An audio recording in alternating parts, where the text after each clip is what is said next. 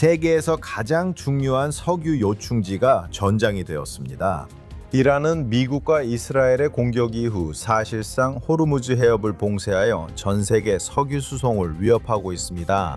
미국군이 이란의 기뢰와 해군 함정을 파괴하며 호르무즈 해협을 다시 여는 중 이런 일이 발생하고 있습니다. 동시에 미군 전투기들은 이란의 석유 수출의 중심지인 카르크 섬에 있는 90개의 군사 목표물을 타격했습니다. 조시 헤이슨이 알렉스 트레이먼과 함께합니다. 알렉스, 우리는 미국, 이스라엘, 이란의 전쟁 3주차에 접어들었습니다. 도널드 트럼프 대통령이 본질적으로 우리가 승리했다고 말하는 영상을 바로 보시죠. 우리가 이겼습니다. 다시 말하지만 우리가 이겼습니다. 너무 일찍 이겼다고 말하는 건 좋아하지 않지만 우리가 이겼습니다. 우리가 이겼어요. 우리가 내기에 이겼습니다. 첫 1시간 만에 끝났습니다. 국제에너지기구는 전 세계 여러 국가의 석유 비축구에서 사상 최대 규모인 4억 배럴의 석유를 방출하는 데 협력하기로 합의했습니다.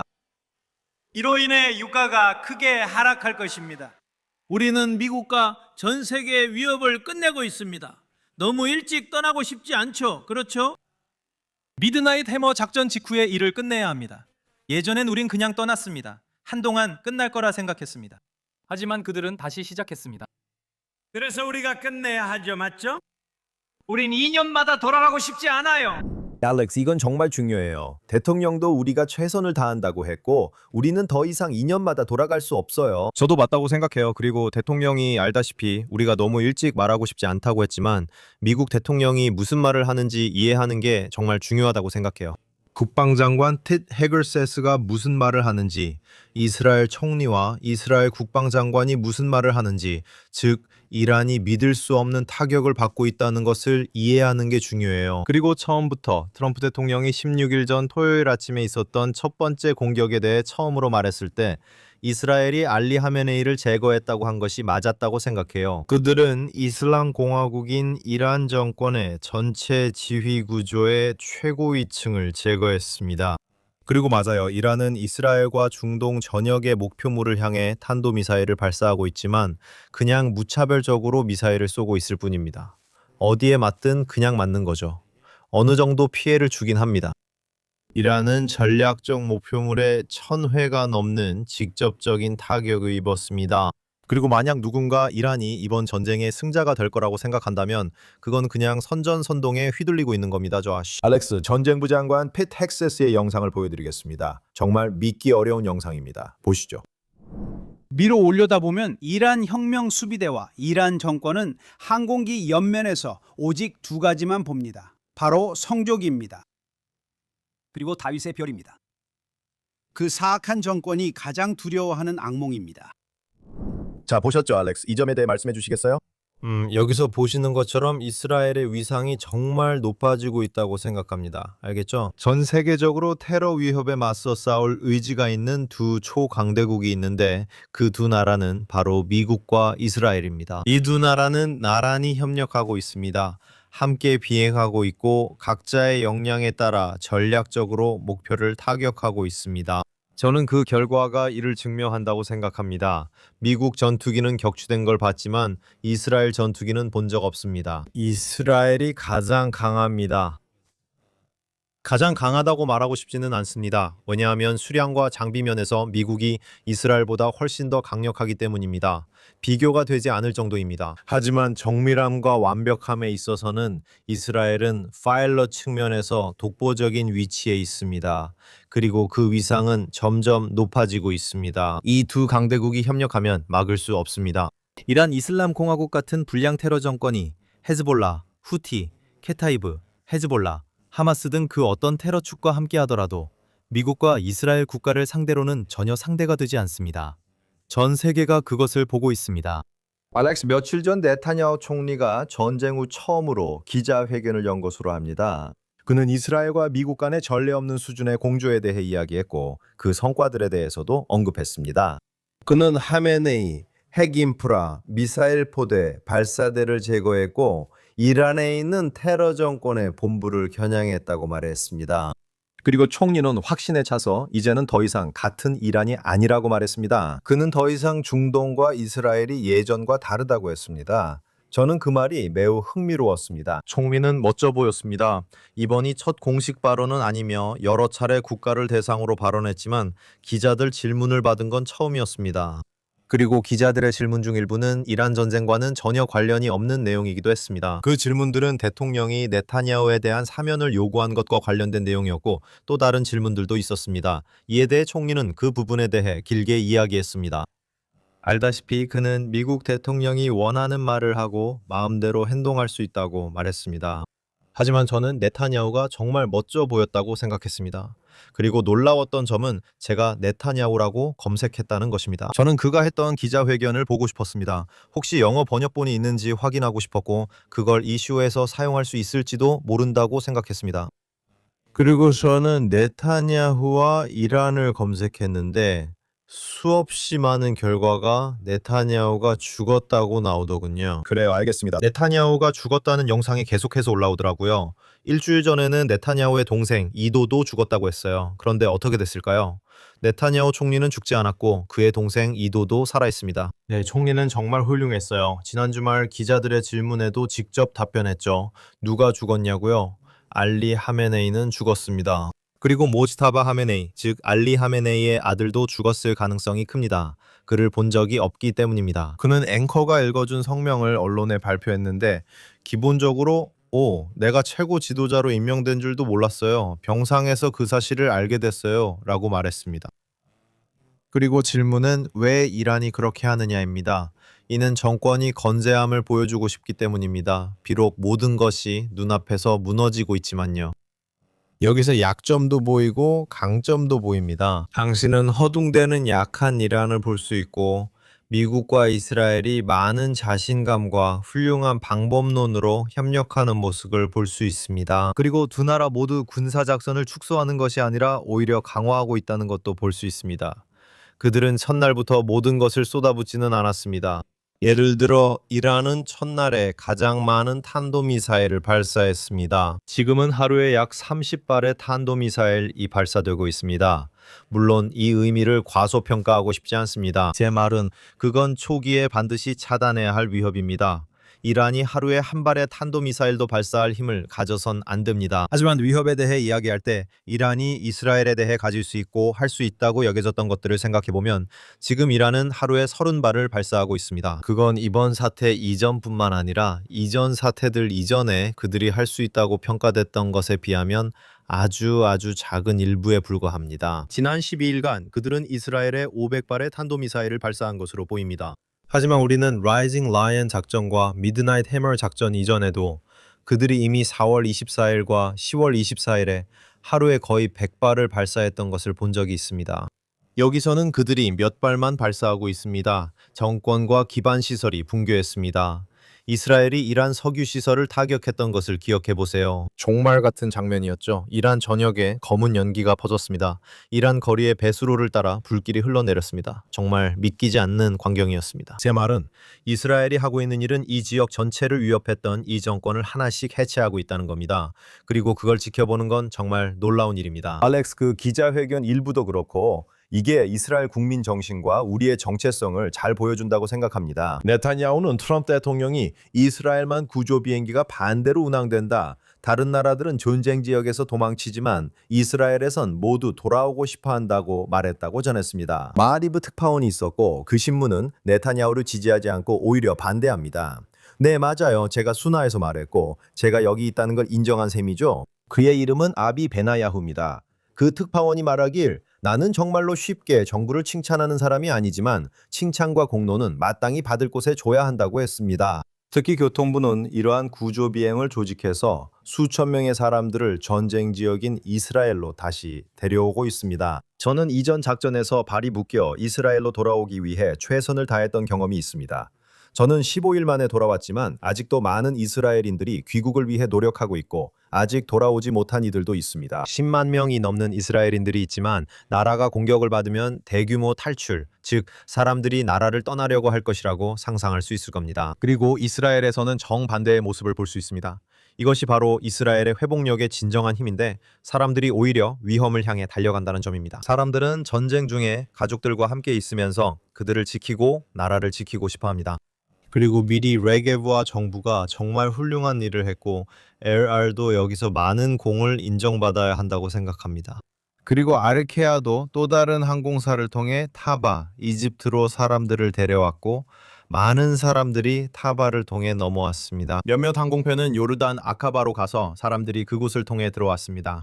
가장 안전한 상황은 아니었지만 귀국을 원하는 모든 이스라엘 사람들을 한데 모으기 위해 노력한 정부의 수고는 훌륭했습니다. 하지만 총리가 또 한 가지 중요한 말을 했는데 그는 미국 대통령과 매일 대화하고 있다고 말했습니다. 그는 그들이 전쟁의 작전적 고려 사항에 대해 이야기하고 있으며 함께 결정을 내리고 있다고 말했습니다. 맞죠? 그리고 우리는 이전에 미국 대통령이 전쟁이 언제 끝날 것이냐는 질문을 받았을 때 자신과 네타냐후가 함께 전쟁이 언제 끝날지 결정할 것이라고 말하는 것을 들었습니다. 그는 양국 관계가 그 어느 때보다 강하다고 말했습니다. 그리고 두 사람이 현재의 작전적 고려 사항만 논의하는 것이 아니라고 했습니다. 그는 두 사람이 이 지역과 세계의 미래에 대해 이야기한다고 말했습니다. 그렇다고 했고 그들은 미래 세대를 위한 상황을 만들기 위해 이야기하고 있다고 했습니다. 이 두 사람이 보여주는 리더십은 정말 대단합니다. 저는 오늘날 세계에서 가장 강력한 두 지도자는 잠재적으로 트럼프 대통령, 분명히 그는 자유세계의 지도자이고 그리고 베냐민 네타냐후 총리라고 생각합니다. 네타냐후 총리는 지난 몇 년 동안 정말 많은 비판을 받아왔죠. 그리고 확실히 10월 7일 이후에는 그 공격 이후에 그는 무너진 것처럼 보였습니다. 하지만 그가 이 전쟁을 이끌며 이스라엘을 어떻게 이끌어왔는지 처음에는 하마스와 싸우고 그 다음에는 헤즈볼라, 그 다음에는 후티, 다시 가자지구, 그리고 이란, 다시 가자지구와 싸우는 모습을 보면 그는 위기에 훌륭히 대처했다는 것을 알 수 있습니다. 그리고 지금은 이란과 헤즈볼라에서 그가 상황을 관리하며 처음엔 바이든 대통령을 상대했고 이제는 트럼프 대통령과 협력하는 모습을 볼 수 있습니다. 제 말은 그가 해낸 일들은 정말 믿기지 않을 정도입니다. 그리고 여러분도 이스라엘 군의 태세가 어떻게 변화해왔는지 보셨을 겁니다. 그리고 다시 한번 그것은 당신이 전쟁을 누구와 시작했는지와 많은 관련이 있습니다. 처음에는 바이든 행정부와 함께 전쟁을 치렀습니다. 그들은 네타냐후와 대립하고 있었고 무기 지원을 위협하기도 했습니다. 그들은 분명히 들어와야 할 모든 무기를 허락하지 않았습니다. 그리고 이스라엘은 천천히 그러나 꾸준히 어떻게 대처할지 고민해야 했습니다. 또한 국제사회의 모든 압박도 있었습니다. 분명히 트럼프 대통령이 집권한 지금 네타냐후 총리는 이스라엘이 해야 한다고 생각하는 일을 훨씬 더 자유롭게 할 수 있습니다. 하지만 이제 이스라엘이 끝까지 갈 수 있다는 것을 인식하게 된 걸 볼 수 있습니다. 이 전쟁이 시작될 때만 해도 우리는 어디까지 갈 수 있을까라는 질문이 있었죠. 두 걸음 앞으로 나아가고 한 걸음 뒤로 물러나고 다시 한 걸음 앞으로 나아가는 시기였습니다. 우리는 잠시 멈춥니다. 그리고 다른 전장으로 이동합니다. 이스라엘은 이제 모든 전장에서 동시에 싸울 수 있다는 것을 인식하고 있습니다. 그것이 그들이 해야 할 일입니다. 그리고 그들은 끝까지 갈 수 있습니다. 이스라엘이 군사적 목표를 세운다면 지금 그들을 막을 수 있는 것은 없습니다. 계속하기 전에 중요한 말씀을 드리고 싶습니다. 지금 이스라엘은 공격을 받고 있습니다. 사이렌이 울리고 있고 미사일이 떨어지고 있습니다. 가족들은 한밤중에 방공호로 달려가고 있습니다. 전 세계가 하늘의 전쟁을 지켜보는 사이 땅에서는 식량을 위한 조용한 전투가 벌어지고 있습니다. 수백만 이스라엘인이 빈곤에 시달리며 전쟁이 더 많은 가족을 위기로 몰아넣고 있습니다. 마요르파님은 도움이 절실한 이들에게 따뜻한 식사와 식량, 돌봄을 제공합니다. 전쟁의 숨은 피해자들에게 식사를 지원하는 데 힘을 보태주세요. 설명 링크를 클릭해 오늘 마요르파님께 기부해주세요. 알렉스, 잠시 후 헤즈볼라와 레바논 그리고 바이든 행정부를 언급할 예정입니다. 하지만 저는 현장, 특히 바다 위 상황을 먼저 이야기하고 싶습니다. 이란이 호르무즈 해협을 봉쇄 중이며 이곳은 세계 석유 수송량의 대략 5분의 1이 지나갑니다. 트럼프 대통령은 이를 용납하지 않겠다고 밝혔습니다. 또한 이란이 해상 기뢰를 설치해서 그 기뢰를 지나가는 선박들이 폭발할 수 있다는 위협도 있습니다. 그들은 사실상 그곳에서 전 세계 석유 공급을 막고 있습니다. 분명히 선박들이 그 해협을 통과하기에 안전하지 않은 상황입니다. 우리는 사실상 자살 공격용 고속정에 의해 손상된 여러 척의 선박을 봤죠. 맞죠? 그래서 하늘에는 자폭 드론이 있고 또 이런 자살 공격용 고속정들이 있는데 이것들도 기본적으로 무인 소형 고속정이라서 그냥 배에 돌진해서 충돌하는 겁니다. 그리고 우리는 몇몇 선박이 심하게 손상된 것을 봤습니다. 그리고 그 말은 다른 선박들이 기뢰와 고속정 때문에 이곳을 통과하는 것이 안전하지 않다는 것을 인식하게 된다는 뜻입니다. 분명히 트럼프 대통령에게는 호르무즈 해협을 개방하는 것이 중요한 우선순위입니다. 말씀하신 대로 전 세계 석유의 20%가 목적지로 운송되지 못한다면 어떤 일이 벌어지겠습니까? 그러니까 단순한 불안정성뿐만 아니라 그것은 석유 가격을 올릴 수밖에 없습니다. 이것은 분명히 미국 대통령이 피하고 싶어하는 일입니다. 아까 보신 영상에서 그가 국제기관들을 설득해 4억 배럴 석유를 방출하게 했죠. 이것이 적어도 일부 지연을 막아줄 것입니다. 중국 선박들이 통과하는 것을 봤고 인도 선박들도 이란과 협력해서 통과하는 것을 봤습니다. 그들은 원하는 사람은 통과시키고 원하지 않는 사람은 공격하지 않을 수 있습니다. 또 어디에 기뢰가 있는지 어디에 없는지도 알려줄 수 있습니다.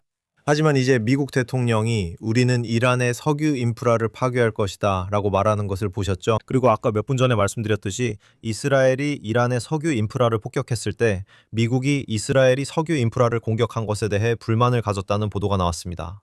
그 보도가 얼마나 사실인지는 알 수 없지만 그런 보도들이 있었습니다. 미국 대통령이 석유 인프라 추가 공격을 위협하고 있습니다. 그리고 주말 동안 미국이 해협 한가운데에 있는 카르그 섬을 공격한 것도 봤습니다. 그곳은 이란이 생산하고 수출하는 석유의 대부분이 모이는 섬입니다. 그리고 이란 해안에서 약 25km 떨어진 이 비교적 작은 섬에는 공항도 있습니다. 그리고 이곳이 바로 이란 선박들이 석유를 실어 나가는 곳입니다. 그래서 과거 레이건 행정부가 이란 이라크 전쟁 중에 카르그 섬을 폭격한 적도 있었습니다. 여기서 정말 흥미로운 점은 다양한 언론 보도와 사람들이 피트 엑세스와 다른 이들에게 따져 물으며 당신들은 이란이 호르무즈 해협을 봉쇄할 거라는 걸 몰랐냐고 말하는 겁니다. 무슨 말이죠? 그들이 몰랐다는 건가요? 분명히 이란이 전 세계에 대해 가지고 있는 유일한 지렛대는 핵무기와 탄도미사일을 제외하면 바로 해협을 통해 이동하는 국제 석유 공급입니다. 이란이 호르무즈 해협을 봉쇄하겠다고 위협하거나 실제로 막은 것은 이번이 처음이 아닙니다. 미국도 분명히 이런 가능성을 알고 있었습니다. 이런 상황에 대비해 준비도 했던 것이죠. 그리고 지금 미국이 준비태세를 갖추는 모습을 볼 수 있습니다. 이 해협이 효과적으로 열리지 않는다면 미국 대통령과 미군이 해안선을 따라 해협 연안 전체에 강력한 폭격을 가하는 모습을 보게 될 것이라고 생각합니다. 그리고 카르그 섬에도 추가 폭격이 있을 수 있습니다. 트럼프 대통령은 재미삼아 카르그 섬을 다시 폭격할 수도 있다고 말했습니다. 실제로 그렇게 말했죠. 앞으로 어떻게 될지 지켜봐야겠습니다. 하지만 분명히 이것은 미국이 이미 준비하고 있는 일입니다. 그리고 이것은 이란이 수년 동안 국제사회를 인질로 삼아온 행위의 일부이며 반드시 중단되어야 할 일입니다. 그래서 그 폭격 외에도 미국과 이스라엘은 이란 내 이란 혁명수비대 준군사 민병대 그룹이 소유한 검문소도 타겟으로 삼고 있습니다. 제 생각에 그 이름은 바시자르라고 발음하는 것 같습니다.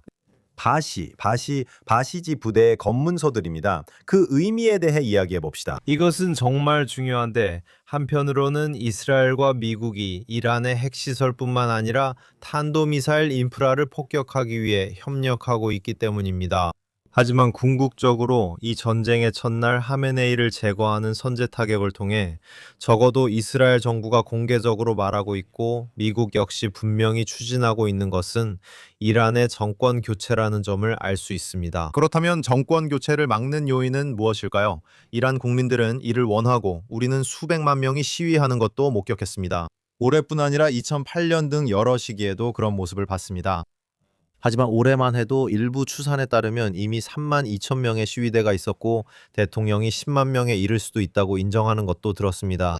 하지만 최소한의 추산으로도 이 정권에 맞서 거리로 나온 시위대 중 최소 3만 2천 명이 총에 맞아 쓰러졌습니다. 누가 그들을 쏘고 있는 겁니까? 바시지입니다. 바시지는 중무장하고 있습니다. 그들은 나라에서 민중봉기를 막기 위해 만들어진 준군사 조직입니다. 그들은 비무장 시위대에게 총을 쏘고 있습니다. 그래서 이스라엘이 보고 싶어하고 점점 더 많이 들리는 이야기는 바로 그 다음 날에 무슨 일이 일어날 것인가에 대한 논의입니다.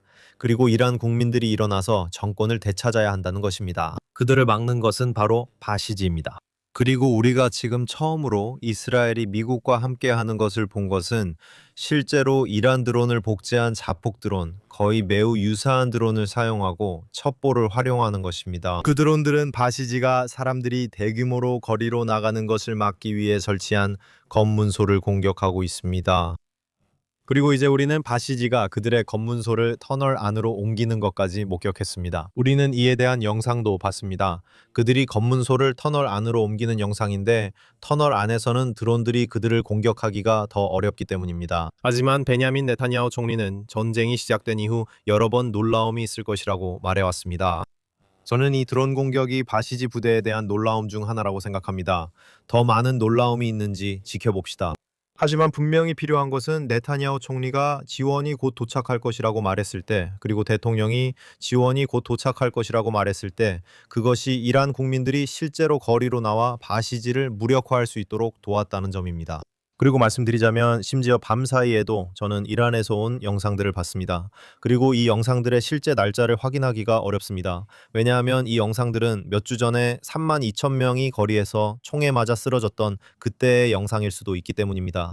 하지만 점점 더 많은 사람들이 거리로 나와 이 정권에 맞서 시위하는 영상들이 있습니다. 만약 그들이 대규모로 거리로 나선다면 여러분도 볼 수 있을 것이고 실제로 이미 이런 보도들도 있었습니다. 바시지 대원들이 자신들을 보호해야 할 이란 국민들에게 총을 쏘지 않을 것임을 깨닫고 직책에서 물러나는 모습도 볼 수 있습니다. 또한 탄도미사일을 발사하라는 명령을 받은 혁명수비대 대원들조차도 그 명령을 따르지 않는 모습을 볼 수 있습니다.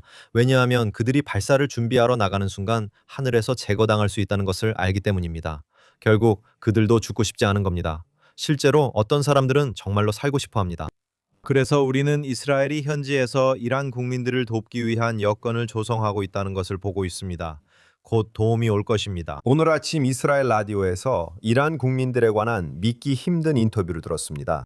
그리고 대표 중 한 명이 말하길 이란 국민들이 머리 위로 비행기 소리와 폭격 소리를 들을 때 그들은 기뻐한다고 했습니다.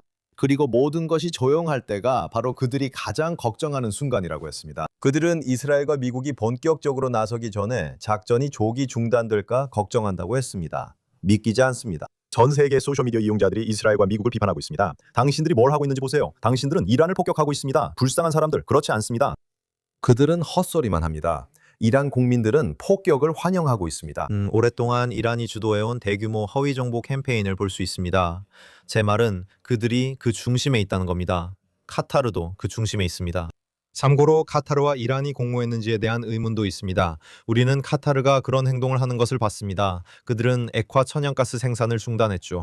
그리고 이제는 카타르가 미국과 협력하면서 동시에 이란과도 혹시 모를 대비를 하면서 가격을 올리기 위해 공모했다는 소문까지 돌고 있습니다. 하지만 카타르와 이란 이 두 나라는 이스라엘과 미국을 상대로 한 선전 활동의 주된 주도자들이었습니다. 하지만 결국 그 선전 활동은 실제 현장에서 벌어지고 있는 일과는 아무런 관련이 없습니다. 이란은 1억 명의 인구를 가진 나라입니다. 그리고 그들 중 많은 사람들이 정권을 지지하나요? 물론입니다. 그들은 그렇게 세뇌되어 왔으니까요.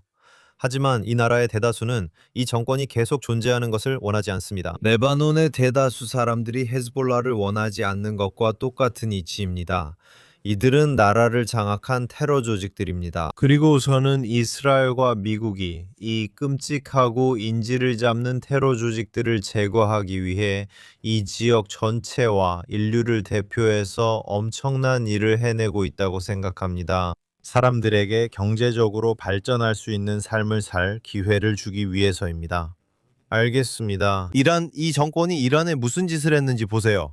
리알이 130만 대 1로 거래되고 있습니다. 알겠습니다. 혁명 당시에는 70대 1로 거래되고 있었습니다. 알겠습니다. 그러니까 화폐 가치가 엄청나게 폭락한 거죠. 상상할 수 없을 만큼 심각해요. 정말 말도 안 돼요. 사람들은 밖에 나가 삶을 살고 경제적으로 발전하며 정상적인 삶의 질을 원할 뿐이에요.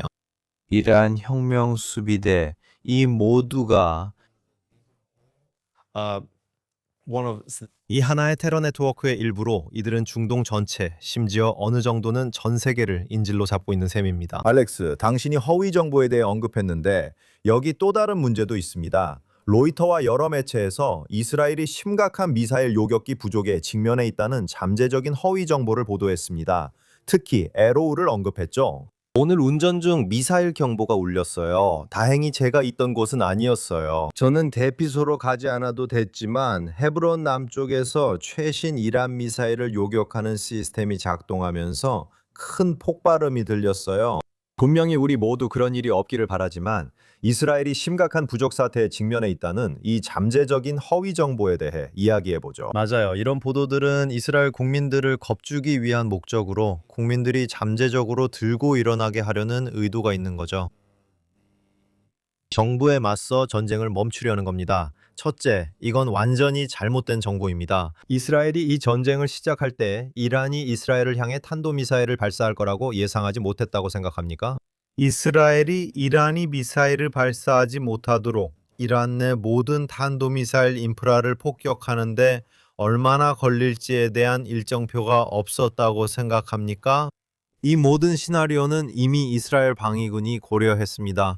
그들은 이란의 보유량과 자신들의 필요량도 알고 있습니다. 그리고 단 2주 만에 재고가 바닥날 가능성은 없습니다. 이스라엘이 탄도미사일을 가진 강대국과 전쟁을 벌이면서 그 탄도미사일을 요격할 방어 체계가 없다면 어떻게 전쟁을 할 수 있겠습니까? 그뿐만 아니라 왜 이전 전투들에서 이스라엘은 탄도미사일 요격 체계가 부족해졌던 걸까요? 그 이유는 미국과 이스라엘이 이러한 요격 체계의 완전한 공급을 위해 충분히 협력하지 않았기 때문입니다. 그리고 이스라엘에서는 무기 비축, 공급, 재보급을 위한 소통 수준이 전례 없는 단계에 이르렀다는 보도들이 나오고 있습니다. 그리고 이것이 혼자 하지 않고 미국과 함께 함으로써 얻을 수 있는 주요 이점 중 하나입니다. 즉, 미국은 자국 군대에 대한 재보급을 위해 믿을 수 없을 정도로 뛰어난 기술적 방법론을 가지고 있다는 뜻입니다. 그리고 이스라엘과 미국이 함께 협력할 때 믿으세요. 이스라엘이 사용하는 무기들, 크루즈 미사일, 전략적 목표물을 타격하기 위한 정밀 유도 미사일, 그리고 요격까지도 모두 원활하게 이루어집니다. 이 모든 것은 매일 공급되고 있으며 이스라엘은 필요한 것을 모두 갖추고 있습니다. 그렇다면 이것이 많은 탄도미사일들이 요격을 뚫지 못한다는 뜻일까요? 네, 일부 탄도미사일들은 일정 비율의 미사일들이 실제로 뚫고 들어오고 있습니다.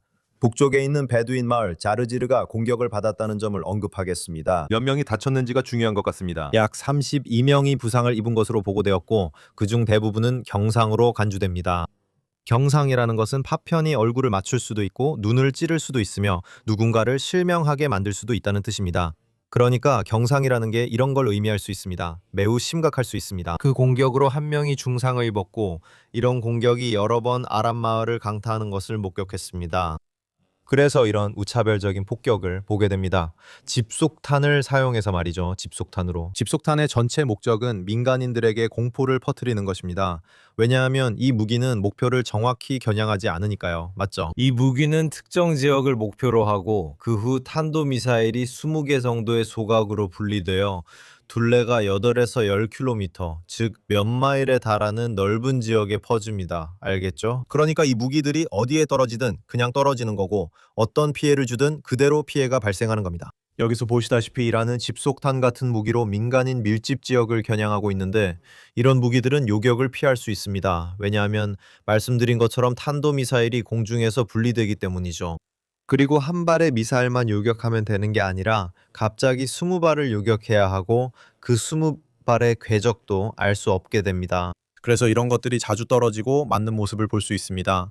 물론 이들은 완전한 탄도미사일만큼 큰 피해를 주진 않습니다. 각각에는 몇 킬로그램 정도의 폭약만 들어있지만 누군가를 죽이기에는 충분합니다. 또한 요격된 미사일 조각 중 일부가 폭발하지 않고 하늘에서 떨어지는 것도 볼 수 있었습니다.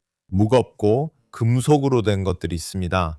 이런 조각들이 이렇게 빙글빙글 돌면서 떨어져서 땅에 부딪히는 걸 볼 수 있습니다. 이런 조각들은 사람 한 명이나 그 이상을 쉽게 죽일 수도 있고 자동차나 다른 무언가를 맞추면 엄청난 피해를 줄 수 있습니다. 우리는 많은 비격 장면을 봤지만 이스라엘이 요격 미사일이 부족하다는 의미는 아닙니다. 우리는 단지 많은 허위 정보를 보고 있습니다. 네타냐후가 죽었다, 이스라엘이 요격 미사일이 다 떨어졌다 같은 이야기들 말이죠. 이 모든 것은 이란이 실제보다 훨씬 더 강한 위치에 있는 것처럼 보이게 하려는 허위 정보 캠페인의 일부입니다. 그래요. 게다가 지난주에 텔아비브가 불타고 있다는 소식을 몇 번이나 봤는지 모르겠어요. 이것도 반이스라엘 진영에서 퍼뜨리는 또 다른 허위 정보입니다. 안타깝게도 알렉스, 이게 전쟁입니다. 미국과 이스라엘 엄청난 성과를 거뒀죠. 하지만 여기서 우리는 KC-135 미군 공중급유기가 이라크 서부에서 추락한 사건을 보게 됩니다. 보도 시점 기준 6명 중 4명의 승무원이 사망했고 구조 작업 중입니다. 이 사건은 3월 12일에 발생했습니다. 나머지 2명에 대해서는 저도 모르겠네요. 혹시 알렉스 아시나요? 하지만 2명은 아직 실종입니다. 2명이 실종되었습니다. 즉, 그들이 살아남지 못했을 가능성이 높다는 뜻입니다. 알겠습니다. 말씀하신 대로 이번 추락 사고를 일으킨 원인은 아직 알려지지 않았습니다. 실제로 2대의 급유기가 있었는데 이 2대가 동시에 표적이 되었거나 같은 사건에 연루된 것으로 보입니다. 그중 한 대는 다행히도 이스라엘까지 무사히 돌아와 착륙할 수 있었습니다. 하지만 2대의 비행기에 대해서는 2대가 충돌했는지 아니면 아군의 5인 사격에 의해 공격을 받았는지에 대한 의문이 있습니다. 비록 우리가 들은 보고에 따르면 반드시 아군 5인 사격 사건은 아니었다고 합니다. 또한 적대적인 공격도 아니었다고 했습니다. 그렇다면 어떤 종류의 사건이었을까요? 사실 우리는 잘 모릅니다. 이것은 불과 일주일 전에 쿠웨이트 상공에서 패트리어트 미사일 방어 시스템에 의해 격추된 전투기들, 즉 아군 5인 사격 사건에 더해진 일입니다. 그래서 지금까지 이 작전에서 약 11명의 미군이 사망한 것으로 알고 있습니다. 정말 안타까운 일입니다. 우리는 희생자가 발생하길 원하지 않았고 반드시 필요하다고 생각하지도 않았습니다. 전쟁은 정말 어렵습니다. 그리고 이스라엘에서도 지난 2주 동안 탄도미사일 공격으로 약 12명이 사망한 것으로 나타났습니다. 알렉스, 우리는 네타냐후 총리가 이란 국민들에게 직접 연설한 것에 대해 여러 번 이야기한 적이 있습니다. 이번 주에도 그는 X에서 이란 국민 여러분, 우리는 자유를 위한 역사적 전쟁 중입니다. 이번이 아야톨라 정권을 제거하고 자유를 얻을 일생에 한 번뿐인 기회입니다. 라고 말했습니다. 그리고 망명 중인 야권 지도자 레자 팔라비도 이란 국민들에게 단순히 시위에 나서라는 것뿐만 아니라 실제로 행동에 나서서 그곳 정권의 수뇌부를 겨냥하라고 촉구했습니다. 전샤 모하마드 레자 팔라비의 아들인 레자 팔라비는 아버지가 망명한 뒤 로스앤젤레스에서 살았습니다. 그는 파리에서도 시간을 보냈고 워싱턴 DC 외곽에서도 시간을 보냅니다. 대통령이 그를 전적으로 지지하는지는 확실하지 않지만 그가 유일한 인물인 것처럼 보입니다. 그는 이슬람 공화국이 들어서기 전 이란의 위대한 이란 문화의 역사를 어깨에 짊어지고 있습니다. 그는 전쟁 전 몇 달과 전쟁 중에 정말 훌륭한 모습을 보였습니다. 그가 전해온 메시지들은 매우 체계적이고 신중하게 생각되었으며 강하게 전달되었습니다. 그는 이란 국민들과 함께 서서 메시지를 페르시아어로 전달할 뿐만 아니라 영어로도 메시지를 내보내 국제사회에 자신이 무엇을 하고 있는지 알리고 있습니다. 아시겠죠? 그는 최근 이란인들에게 물자를 비축하라고 경고하며 다가올 일에 대비하고 이스라엘과 미국이 폭격을 하는 동안 실내에 머물라고 말했습니다. 하지만 그들에게 언젠가는 거리로 나올 순간이 있을 것임을 알렸습니다. 그리고 그는 최근 메시지에서 언젠가 이란에 도착할 것이라고도 말했습니다. 그는 체제 전환을 이끌고 싶다고 말합니다. 그는 여러 인사들과 협력하여 정권 이양팀을 만들고 있다고 말합니다. 그 팀에는 망명 중인 사람들도 있고 국내에 있는 사람들도 포함되어 있다고 확신합니다. 우리는 트럼프 대통령이 레자 팔라비를 착해 보인다고 말했다는 것을 압니다.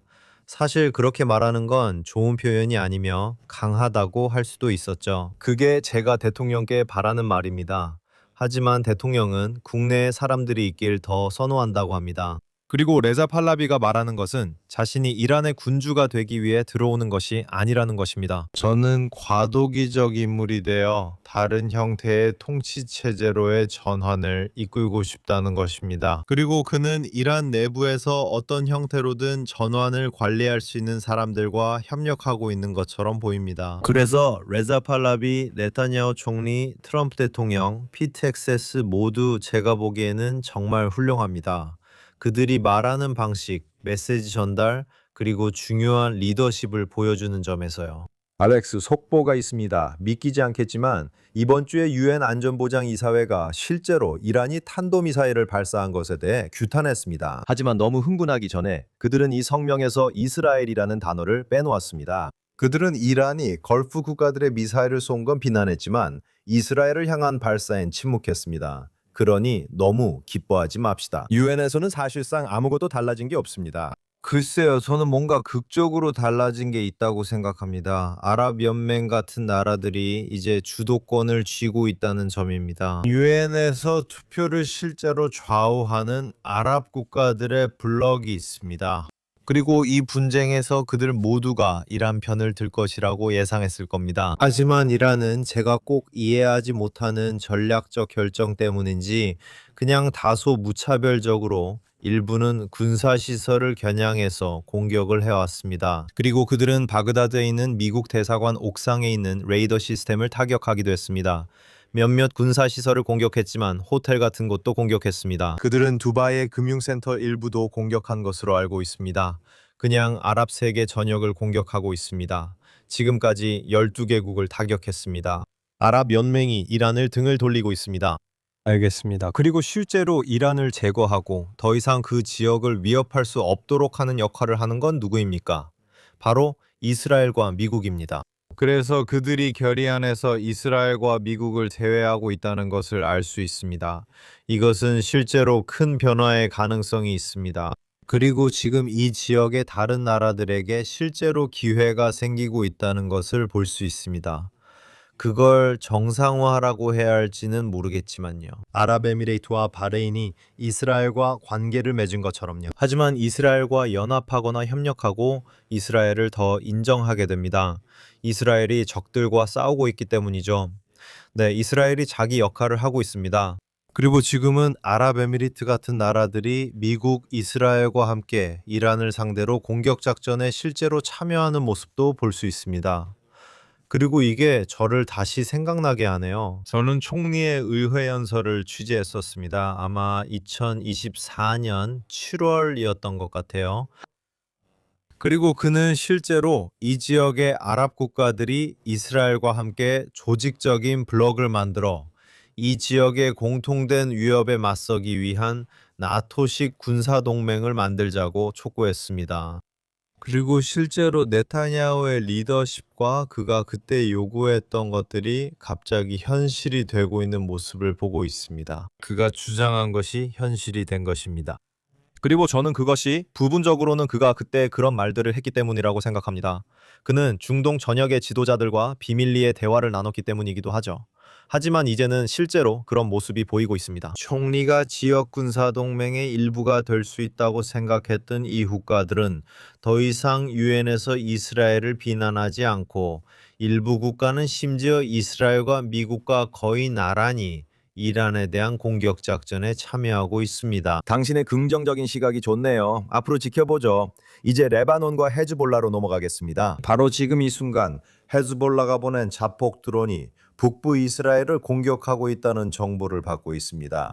수요일 저녁이었습니다. 최근 분쟁에서 보기 드문 적어도 예외적인 상황이었는데 이번 수요일 밤에 헤즈볼라가 북부 이스라엘, 즉 유대 국가를 향해 200발의 발사체를 쏘아 올렸습니다. 이러한 공격들 중 상당수가 조직적으로 이루어지는 것처럼 보입니다. 북쪽에서는 헤즈볼라가 공격을 가하고 있습니다. 동쪽에서는 이란이 공격을 가하고 있고 서로 3, 4분 차이로 동시에 타격이 이루어지고 있습니다. 분명히 조직적으로 이루어진 공격입니다. 정말 많은 일들이 벌어지고 있습니다. 그리고 북부 이스라엘은 이전과 마찬가지로 이번 공격에서도 가장 큰 타격을 받고 있습니다. 많은 드론과 로켓이 북부 주민들을 향해 발사되고 있습니다. 정말로 조직적으로 이루어진 공격입니다. 동시에 그들이 이스라엘을 향해 쏘고 있는 미사일과 로켓의 양은 우리가 생각했던 혹은 평가했던 헤즈볼라가 할 수 있는 것에 비하면 극히 일부에 불과합니다. 10월 7일 이전의 평가는 헤즈볼라가 이스라엘을 향해 15만 개의 로켓과 미사일을 겨누고 있다는 것이었습니다. 그들이 가할 수 있었던 피해의 규모는 상상할 수 없을 정도였습니다. 그들은 미국의 지원이 있더라도 이스라엘이 보유한 모든 미사일 방어 시스템을 압도할 수 있었을 것입니다. 하지만 이스라엘은 2024년에 진행된 이번 작전에서 그들의 전력을 상당히 약화시켰습니다. 분명히 그 당시 그들은 이렇게 말했습니다. 그 작전으로 헤즈볼라의 전력이 70%에서 80%까지 약화되었다고 했습니다. 이제 70%에서 80%는 상당히 큰 수치이지만 물론 그럼에도 불구하고 헤즈볼라에는 여전히 수만 발의 미사일이 남아있게 됩니다. 그리고 실제로 그들은 수만 발을 쏜 것이 아니라 몇백 발만 발사했습니다. 그래도 여전히 문제입니다. 하지만 그들이 한 일은 이스라엘에 특별한 기회를 제공했다는 점입니다. 그들은 이스라엘이 원래 없던 기회를 제공하며 이스라엘에 호의를 베푼 셈이 되었습니다. 이스라엘이 정리할 기회였습니다. 그리고 레바논 내부 베이루트까지 훨씬 더 중요한 헤즈볼라 인프라를 타격하고 있습니다. 특히 베이루트 외곽의 위아 지역을 집중적으로 공격하고 있습니다. 그들은 인프라를 타격하고 있습니다. 그들은 특히 리타니강 남쪽의 모든 지역을 정리하고 있습니다. 이번 주에는 이스라엘 방위군이 모든 지역을 점령할 수도 있다는 보도도 있습니다. 이스라엘 국경에서 리타니 강까지 실제로 많은 사람들이 그곳이 매우 자연스러운 국경, 지리적 경계, 중요한 강이자 레바논과 이스라엘 사이의 육상 국경이라고 말합니다. 이스라엘이 이 영토를 점령할 수도 있다는 얘기가 있습니다. 이곳은 수십 년 동안 처음에는 팔레스타인 해방기구 PLO에 의해 사용되었습니다. 네, 거의 50년 전 팔레스타인 해방기구 PLO 남부 레바논을 테러 공격의 텐초기지로 사용하고 있었습니다. 남부 레바논 공항들하고 있었습니다. 그리고 우리는 이스라엘과 처음에는 팔레스타인 해방기구 PLO 그리고 나중에는 헤즈볼라가 전쟁을 벌이는 모습을 봐왔습니다. 수십 년에 걸쳐 이 전략적인 땅이 이스라엘을 상대로 한 공격의 전초기지로 여러 번 사용되는 모습을 우리는 여러 차례 봐왔습니다. 이스라엘은 그들을 계속 밀어내고 다시 그 영토에서 철수합니다. 그리고 그들은 다시 들어옵니다. 우리는 유엔 평화유지군 레바논에 설립된 것을 봤습니다. 이 유엔군은 헤즈볼라가 남부 레바논을 전초기지로 사용하는 것을 막기 위해 만들어졌지만 실제로는 이스라엘의 공격만 막고 있습니다. 이스라엘이 헤즈볼라와 휴전협정을 체결했을 때 제 생각에 2024년 11월이었던 것 같습니다. 레바논 군대가 헤즈볼라를 해체하고 무장해제시키기로 되어 있었습니다. 리타니 강 남쪽에서 말이죠. 하지만 그들은 그것을 할 수 없습니다. 오직 이스라엘 방위군만이 그것을 할 수 있습니다. 그리고 어느 시점에서는 이스라엘이 단순히 헤즈볼라의 능력을 약화시키는 것에 그치지 않고 군사적 위협으로서의 헤즈볼라를 완전히 제거하길 원하게 됩니다. 그리고 지금이야말로 이것을 할 수 있는 가장 좋은 시기라는 것을 인식하게 됩니다. 좋아요. 만약 헤즈볼라가 억제된다면 이스라엘은 개입하지 않고 가만히 있으려고 했습니다. 하지만 분명히 헤즈볼라는 억제되지 않았습니다. 그렇지 않았다면 그들은 수요일에 이스라엘에 200발의 미사일을 쏘거나 최근 며칠간 지속적으로 공격하지 않았을 것입니다. 그래서 이스라엘 방위군 현재 그들은 레바논에서 비행기의 20%만 사용하고 있습니다. 왜냐하면 전체 공군력의 80%를 이란에서 사용하고 있기 때문입니다. 그리고 문제는 이스라엘이 지상작전을 개시할 것인가 하는 점입니다. 이스라엘 국방장관인 이스라엘 카츠의 말을 들어보면 그는 이스라엘이 지상작전을 개시할 것이라는 신호를 보내고 있습니다. 만약 그렇게 한다면 그들은 지상군을 제대로 지원하기 위해 공군의 더 많은 전력을 레바논으로 돌리려고 할 것이라고 생각합니다. 그리고 확실히 지상군이 투입되면 그때부터 이스라엘 군인들에게 상황이 훨씬 더 위험해질 수 있겠죠. 맞죠? 왜냐하면 오랜 시간 동안 지역을 함정으로 가득 채우고 IDF가 들어오기를 기다려온 테러리스트들과 실제 전투를 하게 될 테니까요. 그래서 위험한 상황이 될 수도 있지만 동시에 헤즈볼라를 완전히 약화시킬 수 있는 일생에 한 번뿐인 기회가 될 수도 있습니다. 네, 그와 관련해서 오늘 아침에도 보도가 나왔는데 네타냐후 총리가 오랜 조언자이자 전 장관인 론 더머를 레바논 정부와 직접 대화하도록 임명했다는 소식이 있습니다. 알렉스, 이 소식은 방금 나왔어요. 네, 유엔 사무총장 안토니오 구테르스가 며칠 전에 레바논에 있었던 것도 봤습니다. 그는 지상작전을 하지 말라고 모든 측이 공격을 멈추라고 촉구했죠. 프랑스 대통령 에마뉘엘 마크롱도 레바논이 프랑스와 밀접한 관계를 맺고 있는 나라라서 정말로 파괴되는 것을 원하지 않는다고 말하는 것을 볼 수 있습니다. 이스라엘이 헤즈볼라를 뿌리 뽑으려고 시도한다면 어떻게 될까요? 이스라엘이 레바논과의 협상이라는 개념 자체를 받아들일 의향이 있다는 점이 흥미롭습니다. 그러니까 우선 누구와 어떤 정당과 협상을 하겠다는 건지 궁금하네요. 맞죠? 그리고 2024년 11월에 발표된 휴전은 이스라엘과 레바논 사이에 체결된 휴전이었습니다. 레바논은 헤즈볼라를 무장 해제하기로 했지만 헤즈볼라는 합의 당사자가 아니었죠. 그렇다면 누구와 합의를 한 건가요? 헤즈볼라와 한 건 아닌 것 같네요. 그리고 왜 협상 자체를 하려고 하는 거죠? 지금 이 시점에서 우리가 말했듯이 이스라엘은 헤즈볼라를 완전히 제거할 일생일대의 기회를 가진 상황입니다. 왜 이걸 협상으로 끝내고 싶어 하는 거죠? 비록 위험한 상황이지만 본질적으로 이스라엘은 레바논을 헤즈볼라의 지배에서 해방시킬 수 있는 기회를 가진 셈입니다. 그리고 헤즈볼라를 제거한다면 북부에 사는 이스라엘인들이 수년 동안 평화롭고 안전하게 살 수 있는 환경도 만들 수 있습니다. 그렇다면 도대체 왜 처음부터 협상에 나서려고 하는 겁니까? 물론 만약 협상에 누군가를 보내야 한다면 가장 적합한 사람은 론 더머입니다.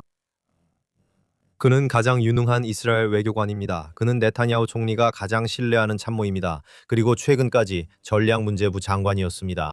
그는 자신의 직책에서 사임했지만 이제 사실상 총리의 특별특사로 다시 불려왔습니다. 그는 오랜 기간 미국 주재 이스라엘 대사로 일한 경력이 있습니다. 저는 이런 상황에서 그 누구보다도 그를 더 신뢰할 것입니다.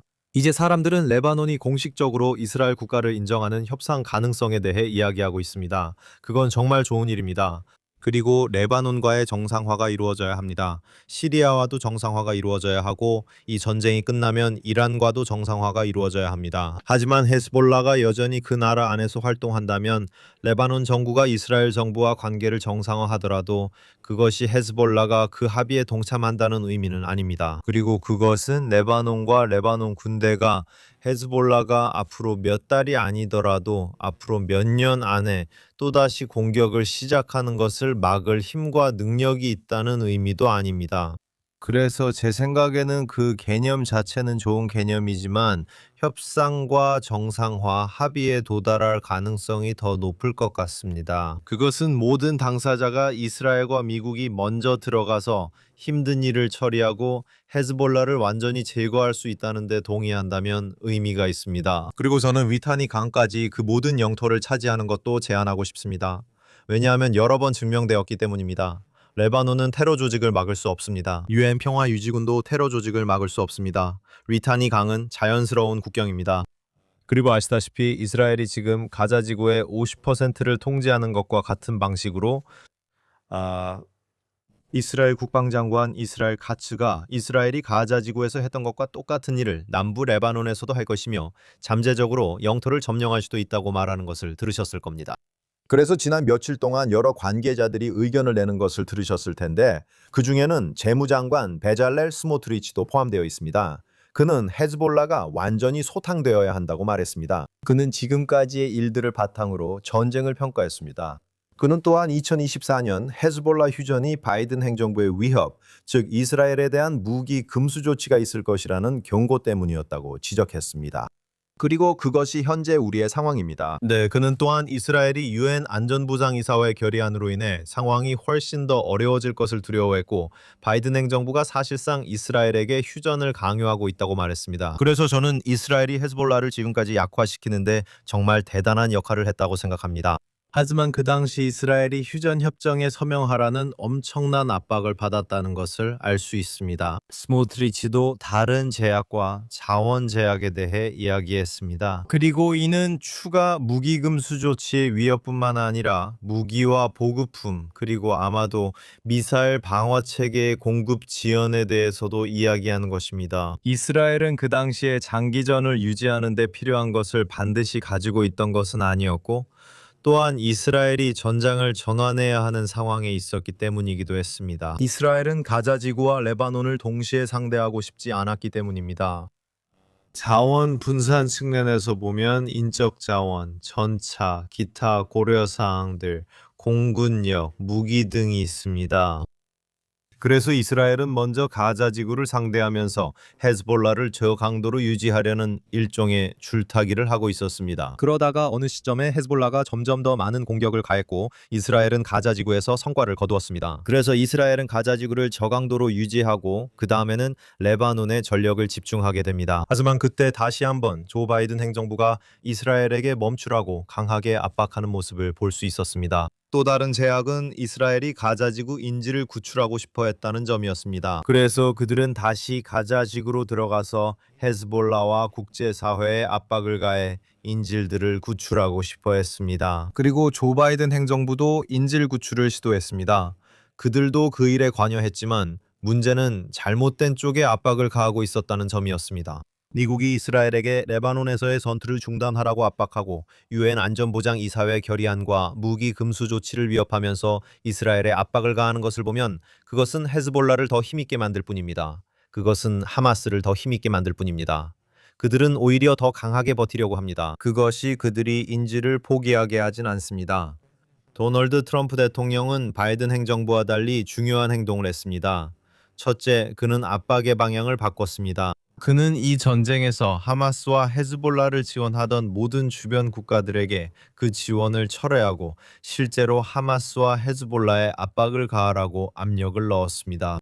그리고 이제는 지속적인 보급이 이루어질 정도로 신속한 재보급도 볼 수 있습니다. 그리고 이제 세 번째로 물론 실제로 참여하는 것입니다. 우리는 6월에 있었던 미드나잇 해머 작전에서 미국이 포르도 핵 원자로를 지하 깊숙이 폭격했던 것을 보았습니다. 그리고 이제 이 합동 작전은 제 생각에는 미국과 이스라엘 관계가 우리 눈앞에서 실현되는 정점, 절정이라고 할 수 있습니다.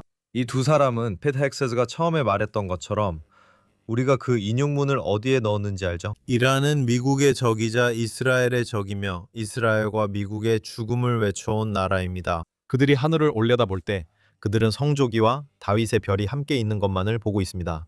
믿을 수 없죠. 우리가 그곳에서 완전히 승리하면 신이시여 그것이 전쟁의 상징이 될 것입니다. 참고로 재무장관 스모트리치의 아들도 지난주 북부 헤즈볼라 드론 공격으로 부상당한 8군인 중 한 명이었습니다. 아직도 병원에 있는 걸로 알고 있습니다. 네. 그는 중간 정도로 다쳤다고 들었는데 예후는 괜찮을 거라고 생각합니다. 그는 괜찮을 거예요.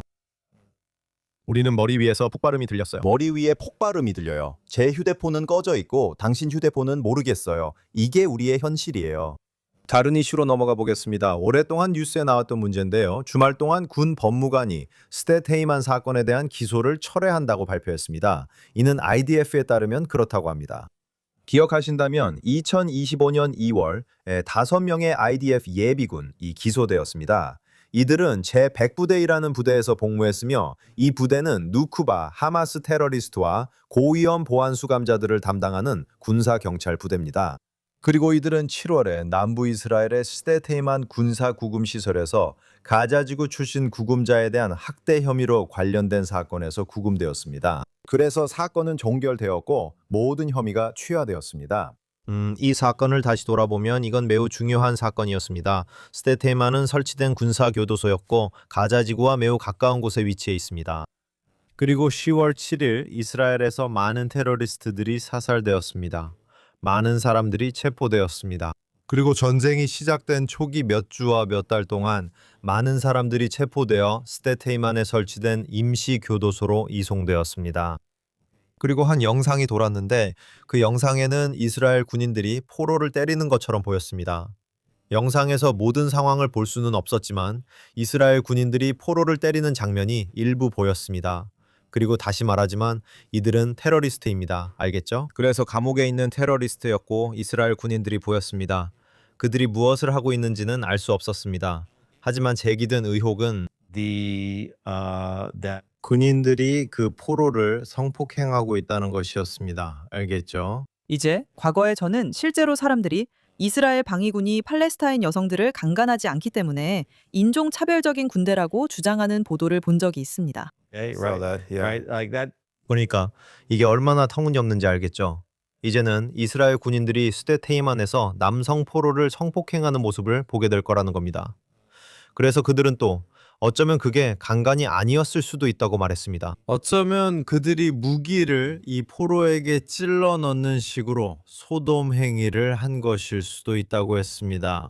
하지만 나중에 실제로 밝혀진 것은 이 포로가 자신의 휴대전화를 그곳에 직접 집어넣어서 숨기려고 했고 그로 인해 자신의 내부에 손상을 입혔다는 것이었습니다. 하지만 사실은 군 법무관이 그리고 여기서 당신이 인용한 사람은 그 후임자라는 겁니다. 하지만 이전 군 법무관이 영상을 조합해서 이 주장을 만들어냈습니다. 그리고 그들은 병력을 보냈고 마치 돌격대처럼 대규모로 병사들을 끌어내기 위해 보냈습니다. 모두가 보는 앞에서 그들을 체포하려고 했지만 소환장 같은 것도 없이 그렇게 했습니다. 그들은 강압적으로 들어와서 모두가 보는 앞에서 그들을 체포했습니다. 그리고 그렇게 하면서 새로운 이야기를 만들어냈고 이 영상을 언론에 유출해서 이야기를 지어냈습니다. 그리고 이제 그 일을 했던 사람, 그 여자분 이름이 기억나지 않는데 당시 군 법무관이었고 법무장관과 함께 일하면서 이 일을 공개했던 사람이 있습니다. 그녀는 지금 엄청난 스트레스를 받고 있습니다. 그리고 그녀는 그러니까 사람들이 그녀가 휴대폰을 없애려고 했고 그 다음에는 수면제 과다 복용을 시도했다고 말했습니다. 저는 그녀가 아직도 병원에 있을 것 같아요. 한동안 혼수 상태였고 이런 일 후 자신을 보호하려 했습니다. 그리고 사람들은 궁금해합니다. 도대체 왜 누가 이런 일을 하겠냐고요. 그리고 이 사건이 처음 제기된 이유는 이스라엘이 전쟁을 멈추도록 더 많은 국제적 압력을 가하기 위해서였습니다. 알겠습니다. 전 세계가 이스라엘을 비도덕적인 군대로 본다면 이스라엘이 도덕적이라고 주장하는 순간 그런 인식이 퍼지기 때문입니다. 민간인 사상자를 최소화하고 부수적 피해를 가장 적게 내면서 말이죠. 전단지를 보내고 전화를 걸어서 민간인들을 위험에서 벗어나게 하고 인도지 통로를 열고 인도적 지원을 보내는 것 등입니다. 이스라엘은 자신들이 가장 도덕적인 군대임을 보여주려 이런 일을 합니다. 그리고 여기 이스라엘의 딥스테이트가 직접 영상을 내보내면서 이스라엘이 비도덕적인 군대라고 주장하려 하고 있습니다. 왜냐하면 이것이 그들이 감옥의 수감자들에게 하는 일이기 때문입니다.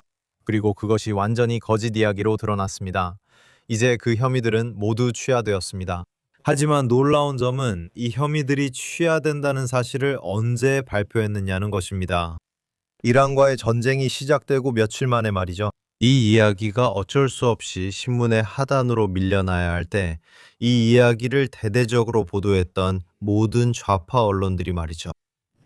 그들은 이 이야기를 끝부분에 둘 겁니다. 그리고 오늘 이야기 중에 이게 10번째쯤 됩니다. 지금이 전시 상황이 아니었다면 이게 오늘 첫 번째 뉴스였을 겁니다. 사람들은 몇 주 동안이나 이 이야기를 했을 텐데 대신에 이 사건이 취하된다는 소식을 발표하기로 한 거죠. 이스라엘이 폭격을 당하고 있고 이스라엘이 미국과 함께 이란을 상대로 작전 중인 바로 그 시점에 특히 이스라엘 그리고 특히 이스라엘 언론이 이 사건에 대해 이야기하지 않도록 하려는 거죠. 알렉스 마지막으로 이번 주에 이란과의 전쟁 결과로 사실상 변명에 불과하지만 반유대주의가 일어났고 미시간의 한 시나고그를 겨냥한 반유대주의 공격이 있었습니다. 이 사건은 정말 심각한 결과로 이어질 수도 있었습니다. 그 시나고그 학교에는 150명의 아이들 있던 것으로 알려졌습니다. 네, 처음에는 트럭 돌진이었고 이후 트럭 안에 폭발물이 있었을 가능성도 언급됐습니다. 정말 기적적인 일이었습니다. 5세 미만의 아이들도 있었고 그들 중 많은 아이들이 이 건물 안에 있었습니다. 그리고 큰 비극이 아니었던 것이 다행이었습니다. 유일하게 사망한 사람은 트럭 운전자였습니다. 네, 알겠습니다. 보안 요원이 그를 제압했고 회당 경비원이었습니다. 믿기 어렵네요. 더 끔찍할 수도 있었어요. 네, 맞아요. 정말 끔찍했을 수도 있었죠. 이제 암스테르담에는 이런 단체가 생겼어요. 로테르담이었던 것 같아요. 로테르담. 이번 주에 유럽에서 유대인 표적에 대한 네 번째 공격을 주장하는 Islam Movement of the Companions of the Right라는 단체가 있습니다. 알다시피 우리는 본격적인 반유대주의가 시작됐어요. 10월 7일 이후로 항상 존재해왔죠. 그 직후에 유대인들이 공격당했고 그 다음엔 사람들이 유대인들을 반대하고 나섰어요. 현재 이런 공격들이 더욱 폭력적으로 변하고 있습니다. 최근에는 로테르담에서도 발생했습니다. 이게 또 다른 위협이었죠. 우리가 이란이 할 수 있는 위협에 대해 이야기했잖아요. 첫 번째로 그들은 이스라엘의 탄도미사일을 발사할 수 있습니다. 그들은 이 지역 전역에 탄도미사일을 발사할 수도 있죠. 두 번째로 그들은 호르무즈 해협을 봉쇄해서 석유 가격을 올릴 수도 있습니다. 그리고 세 번째는 그들이 유럽이나 미국 또는 다른 곳에 있는 잠복 조직을 풀어서 유대인들을 공격하게 할 수 있다는 겁니다. 유대인들이 어디에 있든 말이죠. 남쪽에서 더 많은 소문이 들려오고 있습니다. 밖에서 뭔가 일이 벌어지고 있습니다. 그리고 참고로 우리는 방음 스튜디오 안에 있습니다. 그런데도 우리가 들을 수 있다면 그 소리는 꽤 크다는 뜻이죠. 꽤 중요한 일입니다. 이제 우리는 처음 듣는 오른편 동료들의 이슬람 운동을 보게 됩니다. 저도 그 의미를 모르겠습니다. 아니요, 전혀 모르겠습니다. 무슨 뜻인지 알아내기 어렵지만 그들이 이 공격의 배후를 자처하고 있습니다. 그래서 주의해야 할 점입니다. 그리고 저는 특히 유대인 공동체 인프라, 스나극, 유대인 커뮤니티 센터, 그리고 학교, 유대인 학교 등에서의 보호가 중요하다는 것을 알고 있습니다. 지금 당장 보안이 최고 수준의 경계 태세를 유지해야 합니다. 왜냐하면 사람들이 유대인 인프라를 공격해도 괜찮다고 생각하는 것이 분명하기 때문입니다. 이것이 세계 최대 테러 수출국에 맞서 자신을 지키려는 유대인들의 현실입니다. 지금도 유대인들이 공격받고 있지만 이런 상황은 여러 번 반복됐습니다. 이번 주 JNS TV Jerusalem Initiator를 마칩니다. 특파원 조시 헤이슨과 CEO 알렉스 트리먼이었습니다. 지금 이 시기에 그 어느 때보다도 이스라엘, 중동, 그리고 전 세계 유대인 사회의 최신 속보를 확인하려면 꼭 jns.org를 방문하세요. 보이지 않는 곳에서 수고해주신 아론 워갈란터, 유리 스프레츠키, 잭 시커먼, 라이언 리프시츠, 에스터 에덴, JNS TV 모든 분들께 감사드립니다. 모두 좋은 한 주 보내시고 안전에 유의하시기 바랍니다. 악과 싸우며 24시간 우리를 지키는 미군과 이스라엘 방위군에게 하나님의 축복이 함께하길 바랍니다. 모두 좋은 한 주 보내시고 다음 주 제루살렘 이니시에이터에서 뵙겠습니다.